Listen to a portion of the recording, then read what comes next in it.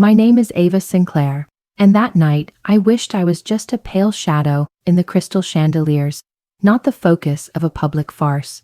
They called it the biggest social event of the summer. A lavish night at the Glass Mansion, where Chicago's richest and most powerful gathered to celebrate the 27th birthday of Logan Glass, the sole heir of the Glass Capital Group. And me? I was just a waiter, wearing a black and white uniform tied at the waist, holding a champagne tray, and walking carefully, as if any mistake would cause the world to collapse. I've been to many parties, but I've never seen anything quite like this. The garden was decorated with pale yellow lights that rippled between the birch trees. A jazz band played on a stage floating in the middle of a lake, and the glasses in the hands of the guests were brighter than the moon. I had learned to be invisible at parties like this. Waiters were not supposed to show emotion, not panic, and certainly not anger. But even when I tried my best to stay inconspicuous, fate had a way of grabbing me by the collar and shoving me right into the spotlight. "The pool level needs drinks," the manager's voice boomed through the earpiece. I swallowed, nodded, and turned down the path to the pool area, where trap music thundered through the air. When I arrived, a group of young men and women were gathered by the pool. Metallic dresses, unbuttoned shirts, laughter as if all moral codes had been lifted. And then I saw him, Logan Glass, in an ivory white suit, sitting cross-legged on the sofa, holding a glass of wine as if it was born to be in the palm of his hand. He caught sight of me, and I knew at that moment the silence was over. "Oh, look who it is," he said loudly, his voice thick with drink and contempt. "If it isn't Ava Sinclair? Still washing glasses as well as ever?" I gripped the tray tighter, trying to smile politely. "Hello, Mr. Glass. May I offer you a glass of champagne?" He didn't answer right away. He looked me over. No, scrutinized me, from head to toe. As if I were a defective product that had entered a high-end showroom. "Hey guys," he called out, making the group turn. "Who wants a laugh?" Then, without warning, without hesitation, he pushed on my shoulder. I lost my balance. The champagne tray wobbled. The pool tiles slipped under my shoes. I felt everything spin for a split second. Then, yum! The first feeling is cold, numbingly cold, as if the whole lake had become a knife cutting into my flesh. I sank, my ears ringing from the sound of the water. My mouth opened and the taste of chlorine rushed down my throat. When I surfaced, the laughter hit me like a sledgehammer. "Great!" someone shouted. "Can we add some diving?" I pushed my hair out of my face and looked up at the crowd gathered by the lake. No one helped me. No one offered a hand. They laughed. Laughed as if I were part of the entertainment they paid to see. Logan stood there, his glass raised like a king entertaining the masses. "Relax, Cinderella," he said, his voice playful. "It's just water." I crawled out of the pool, my shoes sloshing water. My black and white uniform clung to me like a second skin, revealing every curve in the light. I bent down to pick up the broken glass. It was the only thing I could do to retain the last shred of dignity. Behind me, a voice stabbed my back like a knife. "Look at him. He's soaked to the skin." "She should be in the kitchen," another said, sneering. I gritted my teeth. No crying, no begging. Just picked up the pieces of glass like my life depended on it. I used to think the pinnacle of humiliation was when my father left home without saying goodbye. But no, the pinnacle of humiliation is when you are made the laughing stock at the party of the person who pushed you down when you were at your lowest. And still, no one stands up for you. But then, a strange silence cut through the laughter. The crowd parted. I looked up and saw him. Nathaniel Crow. He stood silently at the edge of the crowd. No extraneous movements, no obvious expressions. But his aura was like a cold blade cutting through the air, freezing everything. "What's going on?" he asked, his voice eerily calm, as if he knew the answer, but still wanted to hear the other person bury himself. Logan chuckled dryly, shrugging. It was just a joke, Crow. Don't take it so seriously. Nathaniel's eyes turned to me, who was kneeling with a broken glass in my hand, water dripping from my hair onto the stone floor. This, he said, his voice low, doesn't seem like a joke. I hesitated. Part of me wanted to stay silent, like always. But my mother's voice, Lily's eyes, and the shame boiling inside me all shouted in unison, enough. No, I said, my voice hoarse but clear. He pushed me. Silence fell like a hammer. Logan froze. Nathaniel said nothing for a few seconds. Then he turned to Logan, his eyes dark as the sky before a storm. You pushed her? It was just a joke, Logan stammered. Everyone was having fun, right? No one answered. The crowd now avoided his eyes. Nathaniel took a step forward. Is insulting a working man your kind of humor? Logan tried to argue, but two men in black appeared as if from the darkness. Nathaniel didn't need any orders. They grabbed Logan's arms and dragged him away as he struggled, shouting, I'm the host! You have no right! Nathaniel replied coldly, This party is mine, and you are no longer invited. I watched Logan being led out the gate like a wet dog that had just bitten its owner. But I didn't feel happy. I just felt empty. Like all the blood had been drained from my body, leaving me a hollow shell. Nathaniel turned back to look at me. Are you okay? I nodded, though my hands were still shaking. You don't look well, he said, holding out his hand. Come with me. It's bad enough out here. I looked at his hand, hesitating for a breath. Then I took it. I don't remember exactly how I followed him, only the feeling of the cold stone floor under my feet, the squishing of wet shoes, and the eyes of everyone still stabbing into my back like sharp blades. Crow House was too large to be comfortable. I had catered here a few times. A senator's kid's wedding, a luxury designer's new collection. But I had never been to the quiet corridor behind the main hall, where only important people were allowed.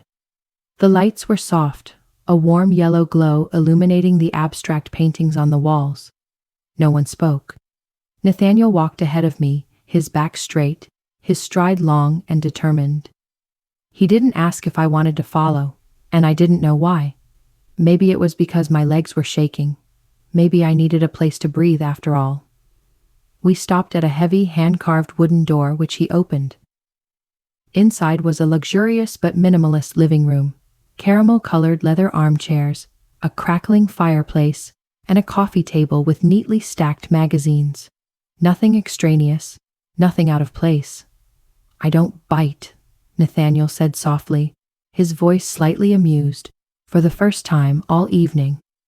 I almost laughed, not because it was funny, but because it was so unexpected that it made me relax for a split second. I apologize for what happened, he continued, closing the door behind him.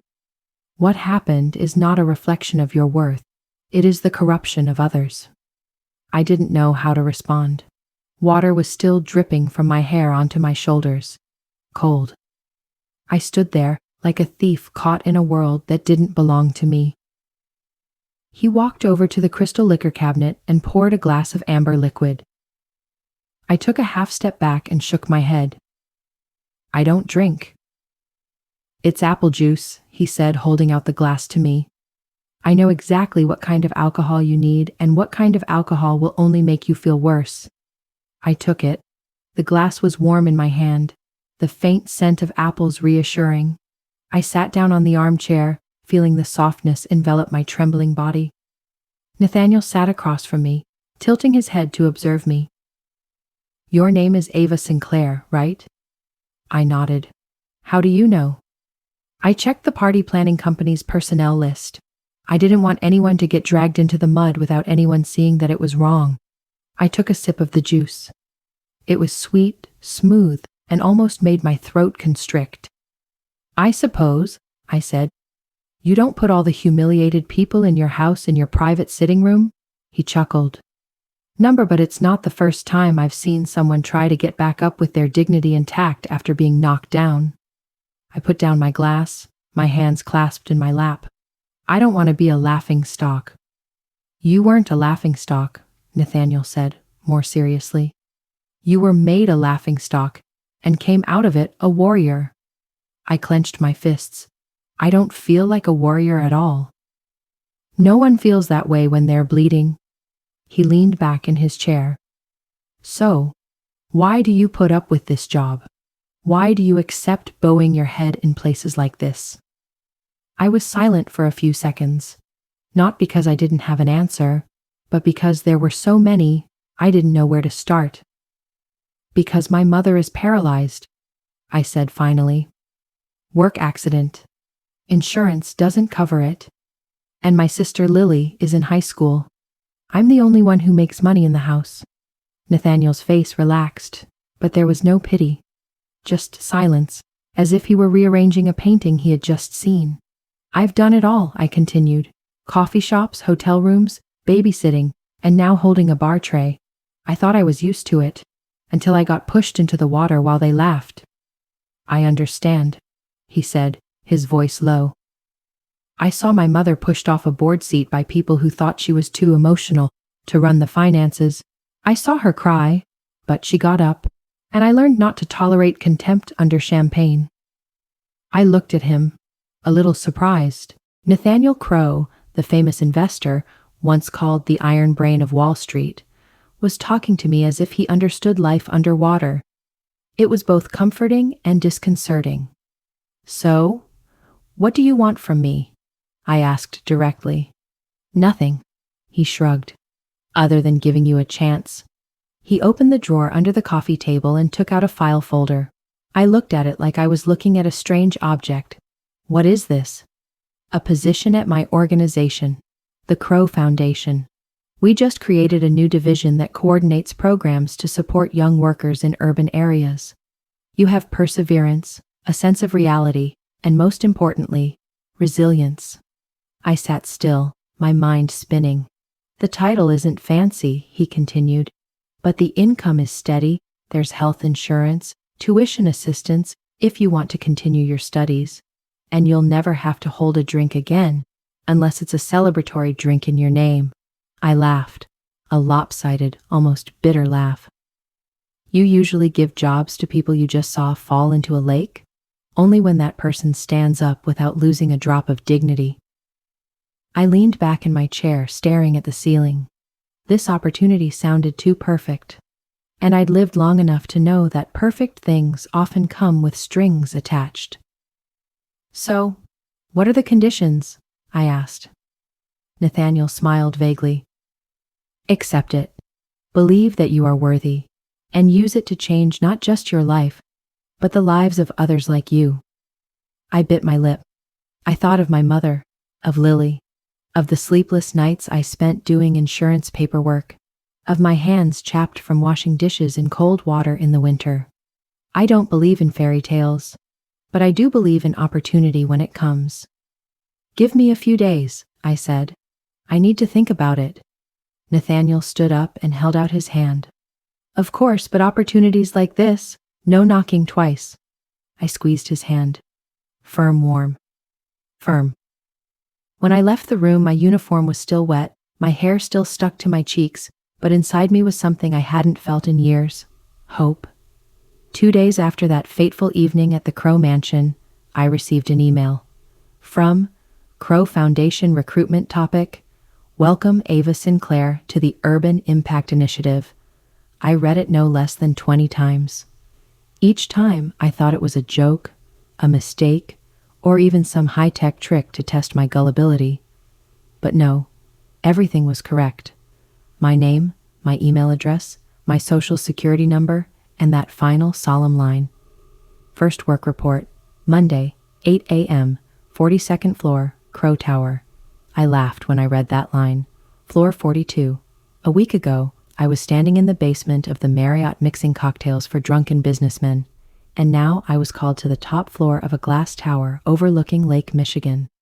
The world sure knows how to tease. On Monday morning, I arrived almost an hour early. Partly because I was nervous, partly because I couldn't believe that the elevator in a building this tall wouldn't sense my presence and refuse to operate. I wore a crisp white shirt, gray pants, and an old coat my mother had left me. I didn't have a leather bag or shiny heels, but I had something I'd never had before, a reason to walk with my back straight.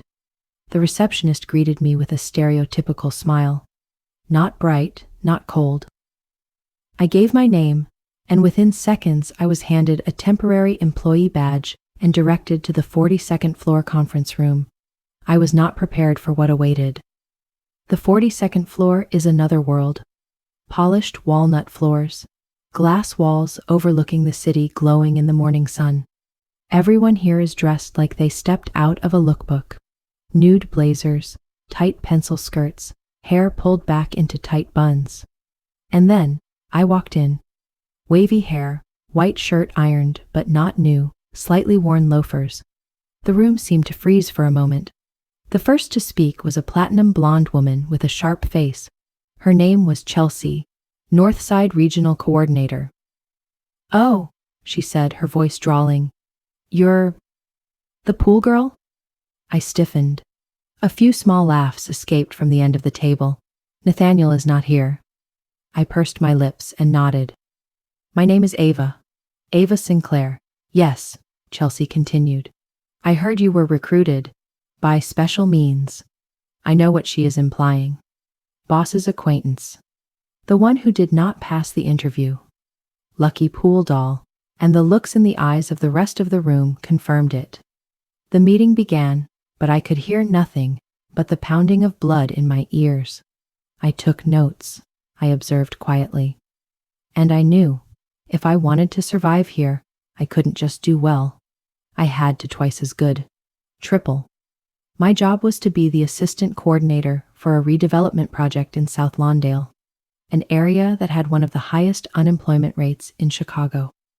We worked with the government, local businesses, and community groups to rebuild a youth center and vocational training classes. Sounds noble. But the reality? It's emails that go unreturned. It's files that get lost. It's meetings that people forget to invite you to.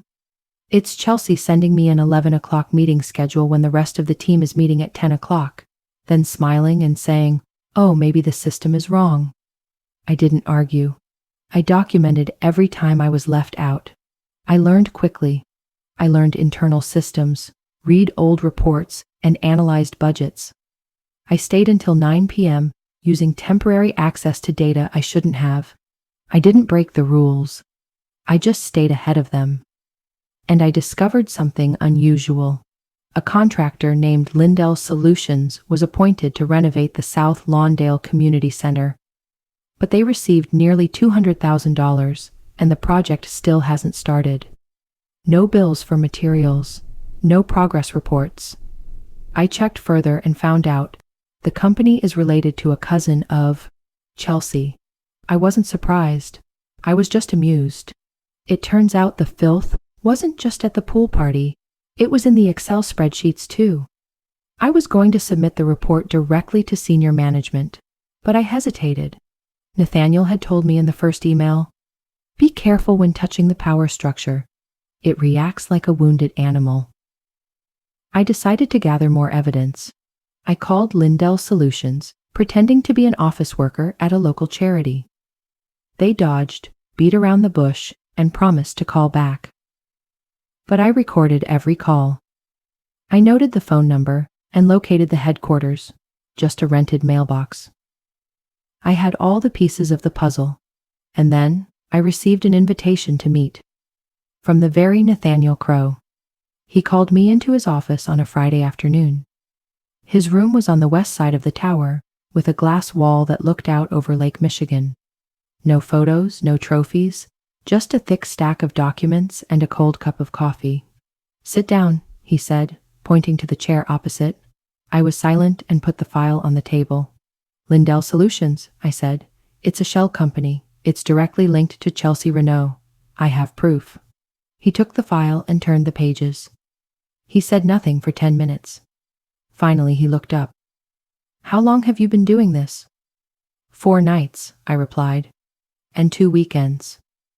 You know what will happen if I handle this badly? She will make me a saboteur." He nodded. "And if I ignore it?" I will make you an accomplice." There was a tense silence.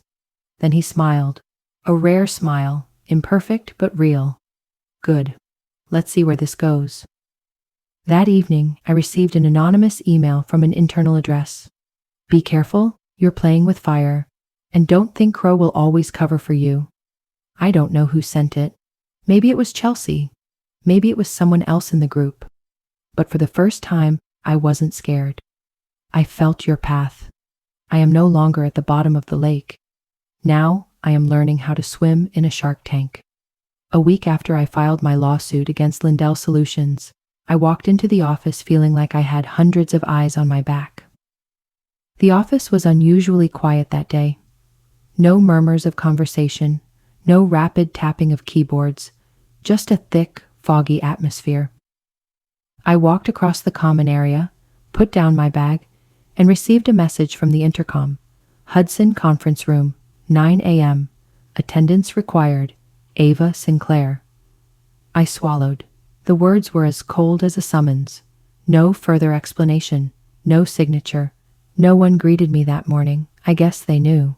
The Hudson Conference Room was at the end of the 42nd floor hallway, a frosted glass door with a gold nameplate and an unnervingly cold white light. When I walked in, 3 people were already seated. Chelsea, 2 in-house lawyers, and Logan Glass. I stopped. Logan sat like he belonged in the room. A crisp gray suit, navy tie, slicked back hair, and a smirk as if he hadn't been escorted out of a pool party just a few weeks ago. "Oh, look who it is," he said, his voice slurring. "The pool girl. Long time no see." I didn't answer. I sat down, keeping my back straight. Chelsea tapped her pen on the table, cold as ice. "We have reviewed your complaint, Ava," she began, her tone all PR. "But during our review, we also discovered some non-compliance with our internal data access procedures." I narrowed my eyes. "I only accessed documents related to the South Lawndale project, the part I was assigned to coordinate." Chelsea flipped through a printout. "The data you accessed includes budget expenditures outside your direct control." I chuckled.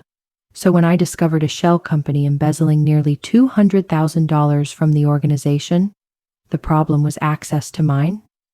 Logan interrupted. "You should be careful with your language, Ava. Defamation is a crime." I looked him straight in the eye. "Do you remember the pool?" He laughed.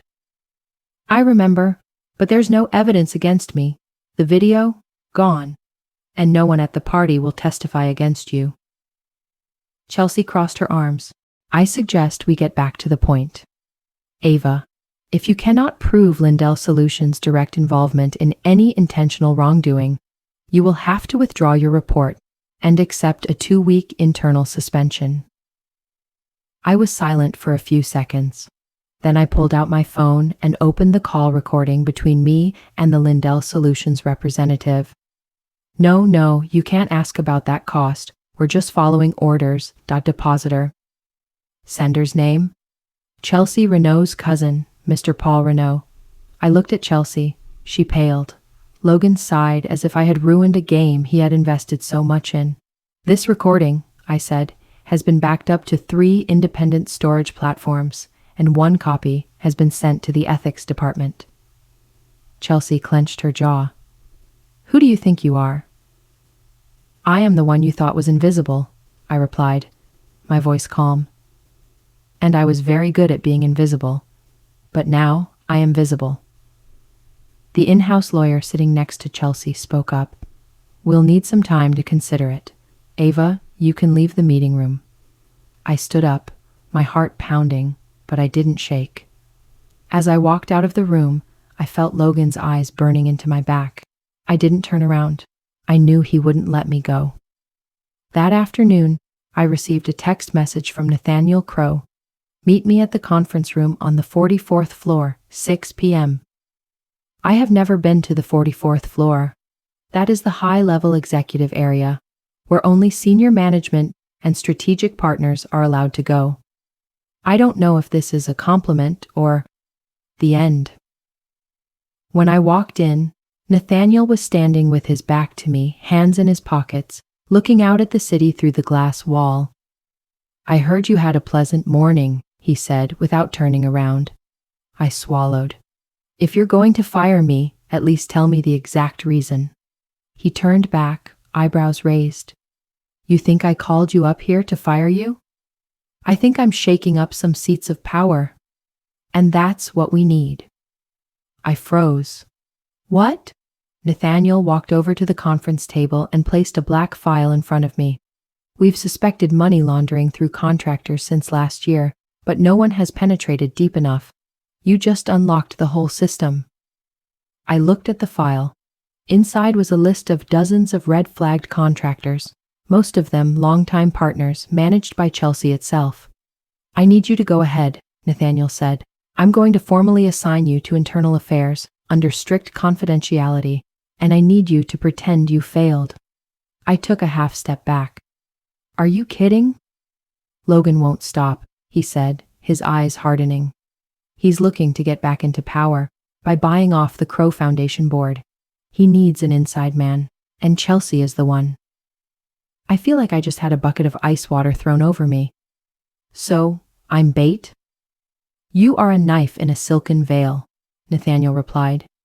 "You dare to say what no one else dares to say. You are not a victim. You are the naked truth. And because of that, they will try to destroy you. We will let them believe they will succeed." I was silent for a long moment. "And if I fail? Then I will be the first to fall after you." I looked at him, for the first time seeing in this powerful man's eyes not coldness, but responsibility. I nodded. "Okay, we play their game, but by my rules." Nathaniel nodded. "Good. I won't block you, but I won't protect you either. You need to learn to do that for yourself." I chuckled. I learned.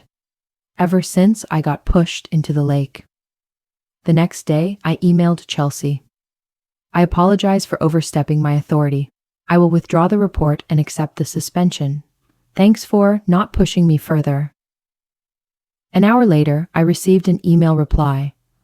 "I hope this is a lesson to you. Next time, don't dream of climbing so high." I turned off the screen. No one would know I had played the victim to hide the fact that I was tracing the monster's veins. And this time, I won't just stand up. I will pull them down with you if necessary. I don't remember how long it's been since I had a full night's sleep. Since I officially became the blade in the silk, as Nathaniel called it, I lived two lives. By day as a disciplined employee, keeping my head down and pretending to be reasonable. And by night as the one who flipped through files, recorded internal calls, and tracked suspicious transfers. And then, Tuesday morning, while I was checking the data from the contractor Briggs and Wyatt, my personal phone rang. An unfamiliar number. I had learned to be suspicious of everything, but when I heard the other end say, "Ava Sinclair, we're calling from the emergency room at Mercy General," I was speechless. I arrived at the hospital with only my coat over my shoulders, my arms bare and my mind blank. My mother, Marion Sinclair, had been admitted to the ICU because her blood pressure had spiked, leading to heart complications. She had been paralyzed for 4 years, but never to this extent. They said she needed interventional cardiology surgery, cost over $27,000. Insurance covers a third. My younger sister, Lily, was waiting in the hallway, eyes red behind glasses. "Sister," she whispered, "I'm going to quit school. I can go work at Siobhan's, the nail salon.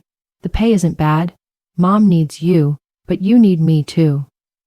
I held her, smelling the cheap soap in her hair. A 17-year-old girl in the middle of her senior year of high school should be thinking about prom, about college, about the future. Instead, she was thinking about sitting 10 hours a day painting the nails of people who couldn't even remember her name. I shook my head. I'm not skipping school." "But, Lily," I looked her straight in the eye. "We've been through enough. You're going to graduate, go to college. You're not going to live my life again." It burst into tears. I didn't cry. I couldn't. I wasn't allowed to be weak. Then I took out my bank card and transferred money to pay part of the hospital bill in advance. That was it, all savings from 3 years of part-time work, plus my first Crow Foundation salary grant that I had just received. I didn't even think twice. Money can be earned back. Mothers cannot. That night, I returned to my apartment and sat down at my desk with my laptop on low. I pulled up a list of contractors in the South Side area where Chelsea had worked as a supervisor before moving to the central office. One name caught my attention: Pinnacle Outreach, LLC. The company received nearly $850,000 from last year's Opportunity for All program, but there was no physical address. I followed the registration number and found out that the executive director was a junior paralegal who worked for Logan Glass 3 years ago. One more thing. A contribution from Pinnacle Outreach valued $10,000 was transferred to a charity founded by Chelsea's mother. I began to see the structure of a whole spider web, a chain of shell companies. Money flows through personal accounts, shell organizations, and then back to people like Logan and Chelsea under the guise of legitimacy. I saved everything, then closed my laptop. Not because I was tired, but because I am angry. Angry that while I had to sell my future to keep my mother alive, the rich were still siphoning every penny from the budget meant for people like me, like Lily, like the entire poor neighborhood of South Lawndale. I don't need revenge. I need justice. The next day, when I got to the office, Chelsea was standing next to my desk, files in hand, eyes cold as ice. "Good morning, Ava," she said, suspiciously sweet. "I heard your mother was hospitalized. My condolences." I nodded, saying nothing. "You must be tired. But I have a proposal. I have a temporary position in the Suburban Project Representative Office. Low pressure, easy going. You can do it until you get over the rough patch." I see the point. She's trying to push me away out of center, out of reach, out of access to documents. A nice way to isolate myself. "Thanks," I said, "but I don't need your pity." Chelsea smiled, not reaching her eyes. "Not pity, a warning." I looked straight at her.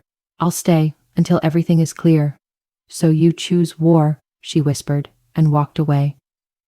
That night, Lily texted, "Mom just woke up, asked about you, said she missed your singing voice." I burst into tears. I couldn't hold it in any longer, and I sang.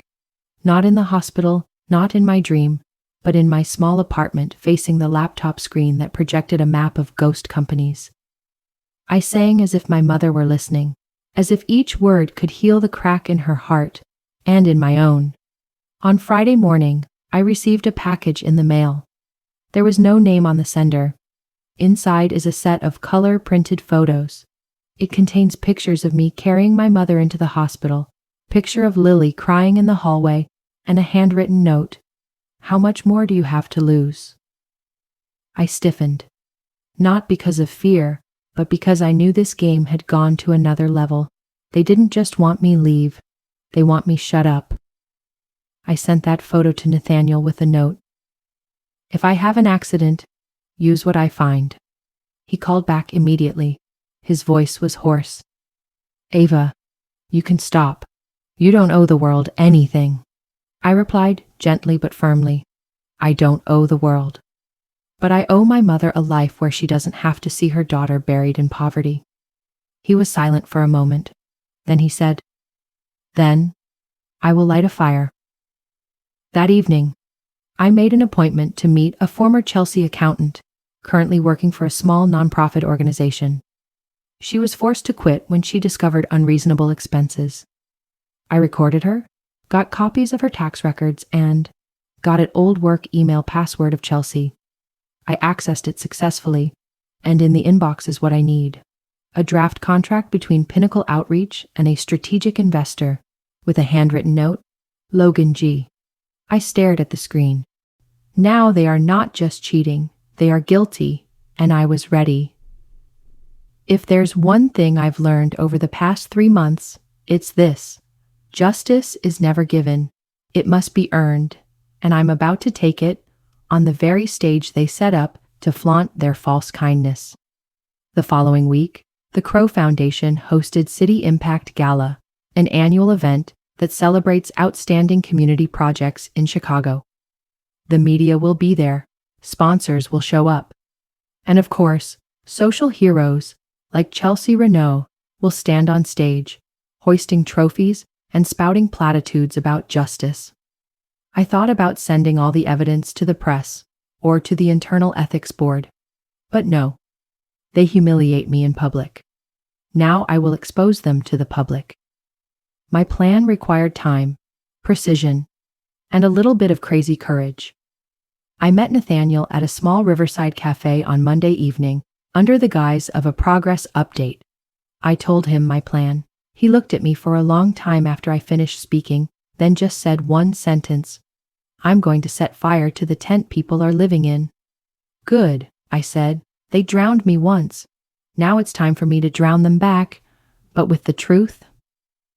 Are you sure? He tilted his head. You stand to lose a lot. Maybe your job. I replied with a sarcastic smile. I have never been given anything to call have. So there is nothing to lose. Nathaniel picked up his coffee cup, clinking it against the rim of mine. Then, here's to the fight. That morning, I stood in front of the mirror, wearing the simple black dress Nathaniel had left for me as a silent endorsement. I let my hair down and put on red lipstick, not to stand out, but to no more run away. I walked into the Hilton Grand Ballroom, where the gala was being held, under the scrutiny of hundreds of people. Chelsea stood near the stage, radiant in a silver metallic gown, surrounded by reporters and partners.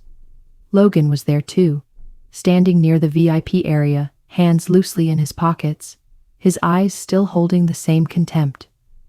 When he saw me, he stopped. I looked at him, smiling slightly. Hello, you who thought you won. The event went exactly as I had expected. Speeches, awards, applause. Chelsea was named Community Leader of the Year, a title that was flamboyant, hollow, and bitter. She took the stage and spoke about compassion, about a vision for community service, about the unseen, the unheard, the unelected. I feel sick to hear it. And then, the fateful moment arrived. Nathaniel stepped up to the podium to close the program on behalf of the Crow Foundation. He began with a familiar thank you. Then he paused. Tonight, he said, his voice deep but ringing like a bell, we want to honor not just those on stage. We want to listen to those who have been pushed out of the spotlight. The whole room was excited. And that is why, he continued, I invited a special person to the stage. A former waiter who was humiliated in front of everyone. A person who chose to respond not with hatred but with action. Please, Ava Sinclair. No one applauded. I walked onto the stage in absolute silence. I stood there where my name should never have been. The light was on my face. My throat was dry. My hand was clutching the USB in my skirt pocket. My name is Ava Sinclair, I began. I was pushed into a pool at a party where wealth was more important than human dignity. I saw Chelsea frown. Logan squeezed her hand. I used to be silent, patient. I worked hard, washed glasses, kept a tray of drinks, told myself I wasn't allowed to speak. I stopped, pulling out the USB. Nathaniel stepped forward and plugged it into the projector. The screen behind me lit up. There, the evidence, the fake Pinnacle outreach contract, the wire transfer to Chelsea's mom, the Logan recording, internal correspondence, emails from Lindell, the Shell account list, everything. I turned back to the microphone. Chelsea Renault, Logan Glass, you stole not just money, but hope and opportunity from people who needed every dollar to survive. My mother almost died because she couldn't afford heart surgery, and you used public funds to fund your party? The auditorium was in chaos. The reporter stood up. Chelsea stammered something, but the microphone wouldn't open for her. Logan charged toward the stage, but was held back by security. And me? I stood still. You want to know who I am? I said. I am the voice of the drowned, and I will not be silent any longer. The news broke overnight. Insiders expose Crow Foundation corruption network at gala. Shocking evidence exposes Logan Glass and Chelsea Renault. Ava Sinclair, from humiliated waitress to whistleblower. I get hundreds of messages, emails, and interview requests. I turn them all down. I don't do this for fame. I do it because I know silence is complicity. Chelsea was suspended, then resigned. Logan was placed under formal investigation by the state attorney general. The Crow Foundation ordered a full review of its finances. And me? I was offered the position of interim ethics chief, an offer I turned down. I don't want to be a lawkeeper. I want to rewrite the law. Nathaniel met me in his office the next day. He didn't say anything, just handed me an envelope. Inside was a new contract, open budgets, the ability to build teams, and a program called the Sinclair Initiative, aimed at protecting lower-level employees from internal abuses. I looked at him. You have become the light yourself, he said. Now use it to light the way for others. I said nothing. I just signed. I used to think that when I exposed the truth, the world would applaud. I used to believe that if I was brave enough, right enough, clean enough, justice would prevail, and people would see it. But then I learned this.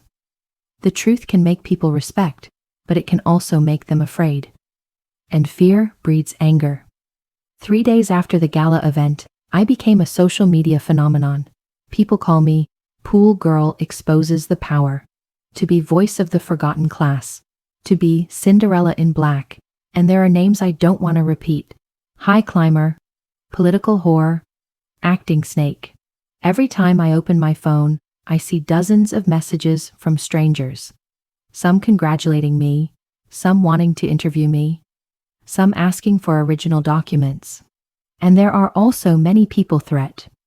Who do you think you are? Well done. But no one can save you forever. I know where your mother is being treated. Be careful. Justice is not free. You will pay. I passed all the information to Nathaniel and the Internal Security Department, but he just said, "We will protect you, to the best of our ability." That sentence, though sincere, did not reassure me. The truth is, behind the stage lights, I began to see I am isolated. Many of my colleagues avoided me. The lunchroom fell silent when I walked in. Some people uninvited me from team meetings, and others responded to emails with one-sentence replies. I understand. They're scared, not me, but of being seen. Because if I can expose Chelsea, who's to say I won't do the same to them? Even those who used to be on my side have now become cautious. One Thursday afternoon, I happened to meet Monica, the project assistant who had helped me find the Lindell file. She avoided my gaze and said quickly, "I was called to HR for sending you the data. I have an old mother, Ava. I can't be as reckless as you."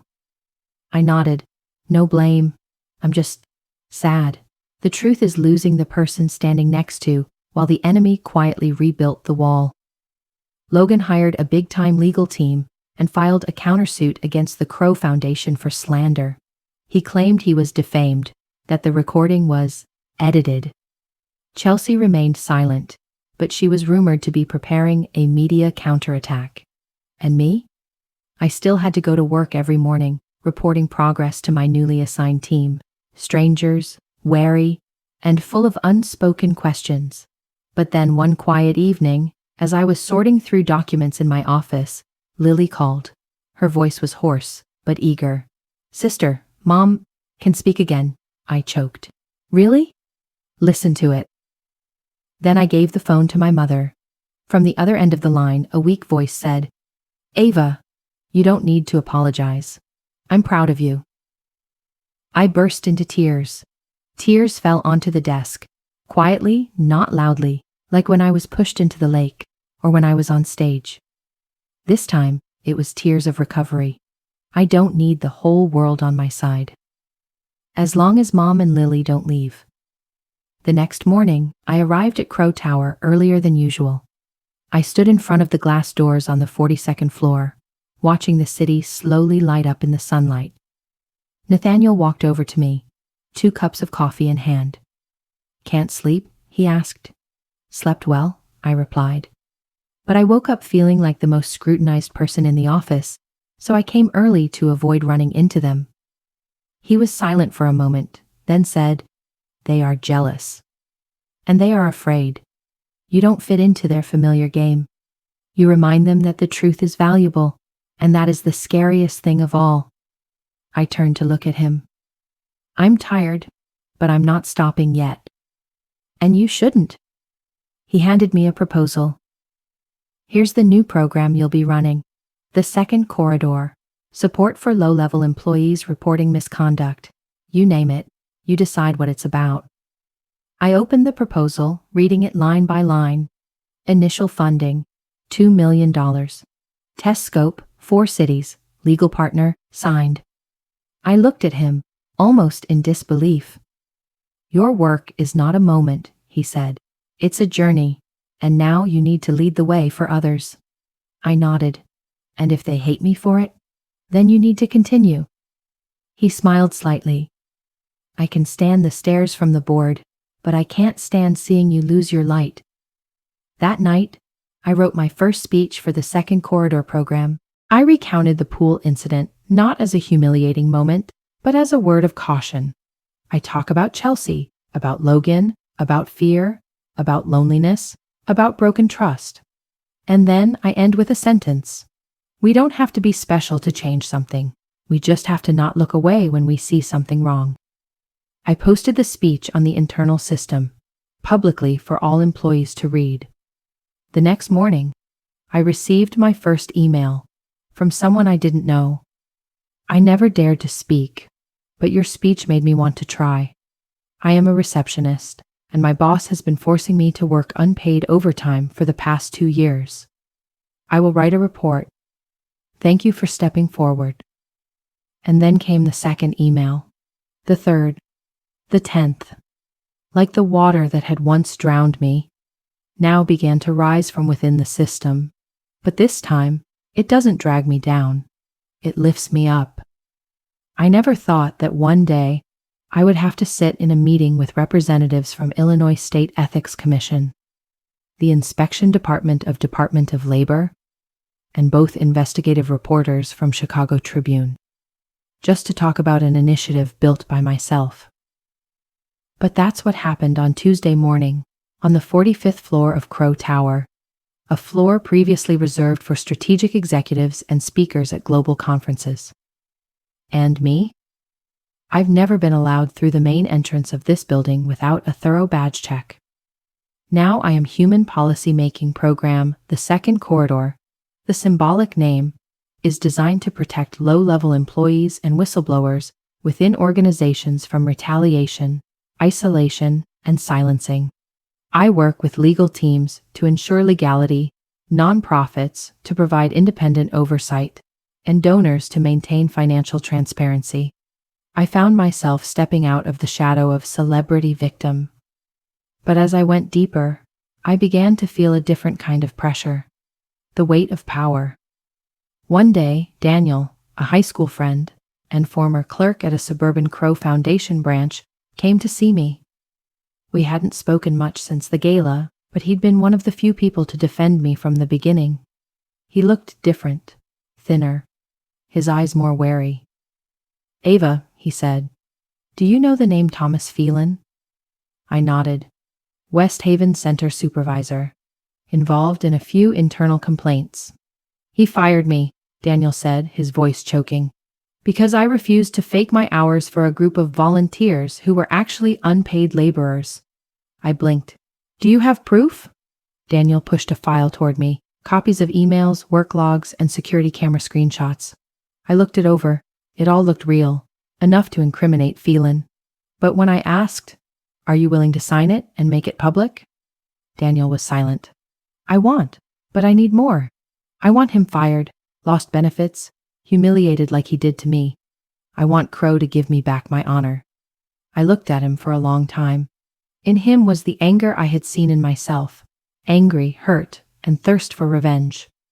"I'll look into it," I said. "But this program isn't about knocking anyone out. It's about the wrong thing." Daniel smiled bitterly. "So you choose morality over me?" I did not reply. He left the office with a look of disappointment that I did not know how to soothe. Daniel's story kept me up at night. I began to wonder, is my program really being used for its intended purpose? Or just a new tool for those who know how to manipulate? A week later, I received an anonymous report denounced a project supervisor, but when I investigated further, I discovered that the denunciation was staged to force the other person give up promotion. I decided, suspend the program for complaints that do not meet the initial verification criteria. The very next morning, Twitter exploded. Ava Sinclair personally covered the victim's mouth. She only protects the person she likes. The second corridor is a back door prepared for the wise. I see initial support began to split. Nathaniel came to see me that afternoon. We sat in his office, the pale yellow light of dusk filtering through the glass walls. "You're doing the right thing," he said, his voice even. "Hurt doesn't give you the right to hurt back. Justice is not a weapon. It's a fence." I leaned back in my chair. "I'm not afraid of being hated. I'm afraid of becoming the thing I fought against." He nodded. "And that's why you'll never be it." That evening, I received a handwritten letter, addressed to my home, without a postmark. Someone had personally put it in the mailbox. "Don't shine your light on the wrong people. If you extinguish the wrong people, they will extinguish you." I held the letter, my hand shaking slightly. I had been through worse threats, but this time it comes from within the system, from someone who once looked up to me as an icon. I stepped out onto the balcony, the night air chilly. From where I stood, I could see Chicago glistening like an electric circuit, tangled, beautiful, and dangerous. I remember the night I was pushed into the lake. I remember the cold, the pain, the laughter, and I think, maybe if I stood up that day but didn't say anything, I would have lived more peacefully.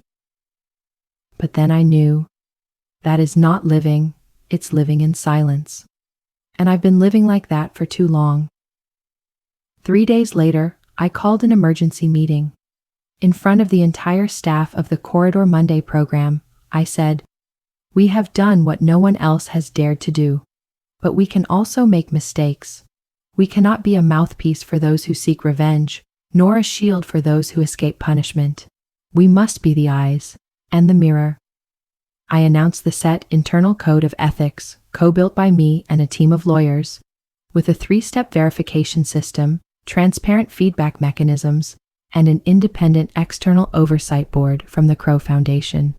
No one applauded, but no one left, and I know that was the real beginning. A month later, I returned to South Lawndale, the site of my first project. The new community center was open. Children were painting. Seniors were learning to use computers. There was even a community kitchen where people shared leftover food. As I walked in, a little girl ran up. "Are you Ava? Are you the one who makes this place have Friday breakfast?" I smiled and bent down. "No, you didn't do that. Everyone here did. You just opened the door." That evening, I stood on the balcony as usual. My phone vibrated slightly. It was a text message from Nathaniel. "Great job in South Lawndale. You opened doors for so many people. Now you want to open doors for yourself?" I know what you mean, and I'm in no hurry to answer. I need to be sure who am I when I stop fighting, and I need to learn to live a life not based on resistance, but based on inner freedom. Because after all, I'm no longer the waitress holding the tray of drinks by the pool. I am the one who writes it myself, the way out of the darkness. I never dreamed that one day I would be standing in the main hall of the Global Corporate Ethics Summit, hand-holding a name tag clearly printed, Ava Sinclair, Founding Director, Second Corridor. Just 3 months ago, I was considered a system disruptor. Now I stand among hundreds of CEOs, corporate presidents, venture capitalists, and realize this is a bigger stage than the gala that day. There are no flashbulbs, no automated clapping. Here, every word is an investment. Every handshake is a commitment. Every nod can lead to millions or kill an idea. And I was invited not just to speak, but to empower. My speech was brief. I didn't want to tell the swimming pool story again. People had heard it. They had come here for something else. Second Corridor has become the international standard model for whistleblower protection in nonprofit businesses.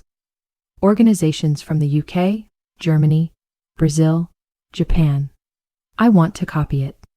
After the presentation, I was pulled into a series of private meetings where I heard the same suggestion over and over again.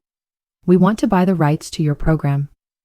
We will invest $5 million for a 40% operating stake. She deserves global recognition, and her system needs real corporate structure. I'm not surprised. I've worked with investors before, or at least served them drinks.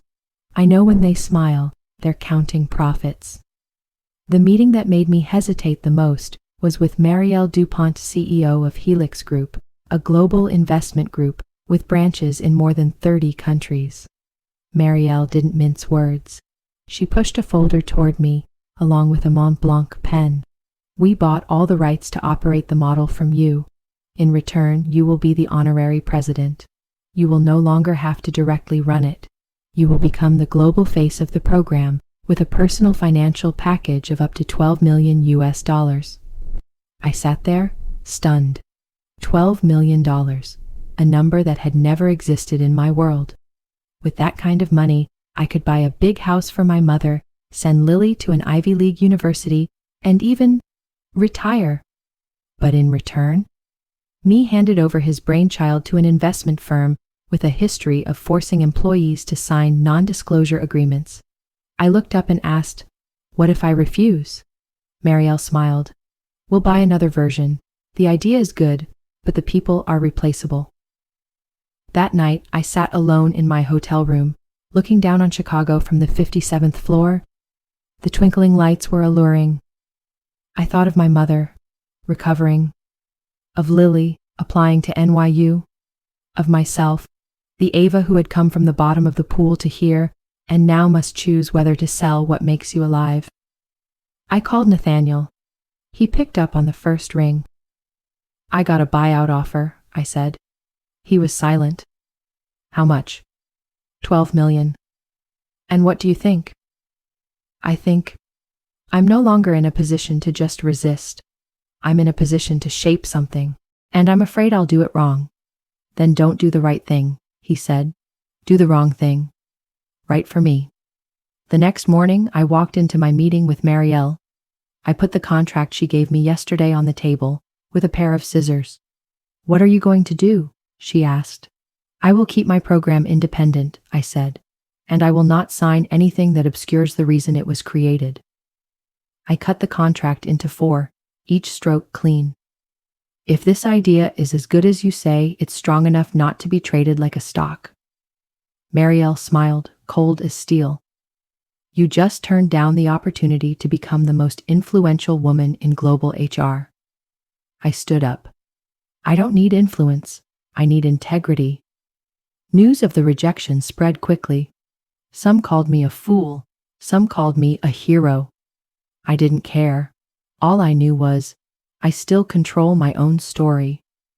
At the Crow Foundation board meeting next week, Nathaniel announced that the Second Corridor program would expand to 12 more cities, but would remain a nonprofit, community-supervised program and not be affiliated with any investment group. I was appointed as National Executive Director, and for the first time, I didn't feel afraid of the seat of power. Because I know I'm not sitting there to save my seat. I'm sitting there to open up seats for people who haven't been invited yet.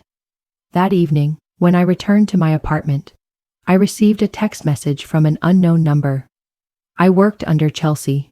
You have no idea how many lives you saved. Thank you for not selling yourself out. so we don't feel like we all have a price. I put the phone down. For the first time in months, I turned on some music, not to forget, but to enjoy.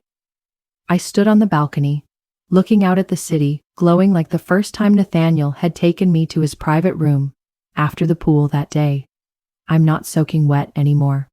I am no longer shaking. I rewrote the rules of the game. And this time, I am the pen holder. A year after the shocking gala night, I received an invitation to attend Chicago Youth Leadership Forum. The invitation clearly states, we would be honored if Ava Sinclair could deliver the inaugural address at Glass Mansion, where she courageously stood up to injustice and became an icon for a generation. It took me a moment to reread the last line. Glass Mansion, where I was pushed into the lake, where laughter tore my self-esteem to pieces, where it all began. I arrived early, not because I wanted to, but because I needed time make peace with memory. The mansion had changed little. The white columns and neatly trimmed lawns were a reminder that everything here was ruthlessly controlled. But this time, I didn't enter through the side gate. I walked over the main gate in a tailored black suit, a Crow Foundation badge pinned to his collar, and name tag, Ava Sinclair, Executive Director, Second Corridor. The person who received me was the new assistant of the organizing committee. The young girl was about 20, shy. Her hand holding the clipboard was shaking slightly. Are you Ava Sinclair? I nodded. She smiled, her eyes sparkling. I wrote my college essay about you, about how you turned your humiliation into a voice. Thank you for not being silent. My throat choked, but I nodded. What did you write in that essay? She smiled, her cheeks flushing. I wrote, a hero is not someone with superpowers, but someone who stands tall when the world tells them to bow down. I walked into the hall. Cello music was playing softly. Young faces, activists, social founders, teachers, nurses, all sat in a circle, waiting. I was introduced. I walked up to the stage. And then I saw the pool through the glass door, where I once emerged amidst laughter. I took a deep breath. Hi everyone, my name is Ava. Some of you may know me from this article, that video, or what I've been saying on social media. But today, I'm not here to tell a sad story. I stopped. I came to talk about end, but not my end. It's the end of a way of life, where we believe that if we're good enough, quiet enough, patient enough, then everything will be okay. I saw a few people nodding. I used to believe that. I was the girl with the wine tray, weaving between silk dresses and tuxedos, hoping no one would see me. But then, when I was pushed into the lake, I realized I still exist, wet and shivering. And if I still exist, I still have the right to speak. I looked towards the lake. I don't tell you this to make you feel sorry for me. I tell you this to remind you that we all fall. Some of us get insulted. Some of us get rejected. Some of us get ignored. But what makes the difference is not that we fall, but that how we stand up. I pulled a piece of glass from my pocket, part of the broken cup that night. I kept it as a reminder. This was the sharpest thing I had ever held after that night. But I didn't use it for revenge.